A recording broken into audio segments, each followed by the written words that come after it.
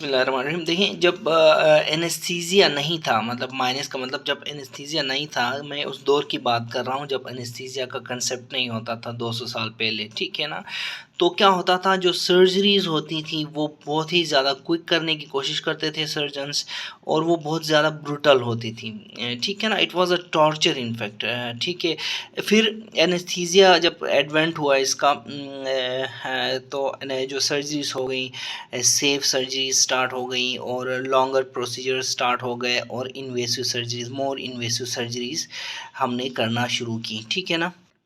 ठीक है। देखिए, जितने भी मेडिसिन में माइलस्टोन्स हुए हैं या अचीवमेंट्स हुए हैं, उसमें जो कनकरिंग पेन है ना, वो एक ऐसा माइलस्टोन है जिसने ह्यूमन बीइंग को बहुत ज़्यादा फ़ायदा दिया है, अफेक्ट किया है, और इसने जो मेडिसिन के यानी कि सर्जरी के कंसेप्ट को ही बिल्कुल चेंज कर दिया है, ठीक है। 1846 में ये कंसेप्ट आया है शुरू में, जो एनेस्थीसिया का, और ये विलियम टी जी मॉर्टन इसका नाम है साइंटिस्ट का, जिसने ऐसा सोचा कि अगर हम बेहोश करें पेशेंट को तो वो फील नहीं कर पाएगा, ठीक है।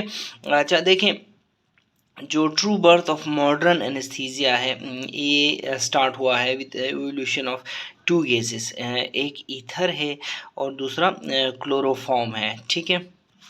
ठीक है, तो ईथर और क्लोरोफॉर्म, ठीक है। देखिए, मॉडर्न डेज में, आज के दौर में जनरल जो एनेस्थीसिया है, इसके बगैर किसी भी सर्जरी का कोई भी कंसेप्ट नहीं है, ठीक है। तो सेफ एनेस्थीसिया जो होता है ना, इसके अलावा कंसिडर किया जाता है कि it affects the good surgical outcome of the patient also, ठीक है। एनेस्थीसिया की टाइप्स हैं, फिर हमारे पास जनरल एनेस्थीसिया है जिसको हम जीए बोलते हैं, ठीक है। इसी तरह रीजनल एनेस्थीसिया है, ठीक है। रीजनल एनेस्थीसिया वही जो लोकल में, कोई फॉर एग्जांपल कोई लाइपोमा एक्साइज करने के लिए हम लोकल देते हैं।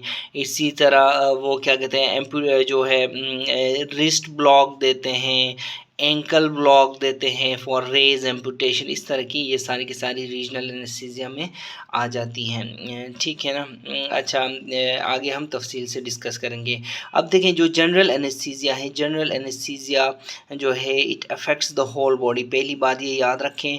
और इसमें एक ट्रायड ऑफ अनकॉन्शियसनेस होता है, ये इसमें ट्रायड होता है, अनकॉन्शियसनेस यानी कि एमनीजिया, उसके बाद एनाल्जेसिया, और तीसरे नंबर पे होता है मसल रिलैक्सेशन, ठीक है ना। आपने देखा होगा जब आप ऑपरेट कर रहे होते हैं तो जो एनेस्थेटिस्ट है वो मसल रिलैक्सेंट कहाँ है, मसल रिलैक्सेंट कहाँ है, के वो हमारे ओटीए स्टाफ से पूछता है, ठीक है। इसी तरह एनाल्जेसिया के बारे में पूछता है, इसी तरह जितनी भी दूसरी ड्रग्स हैं, ठीक है, प्रोपोफोल हो गई, इस तरह की चीज़ें यहाँ पे इस्तेमाल होती हैं, ठीक है। Definitely this general anaesthesia is drug induced, और ये रिवर्सिबल होता है।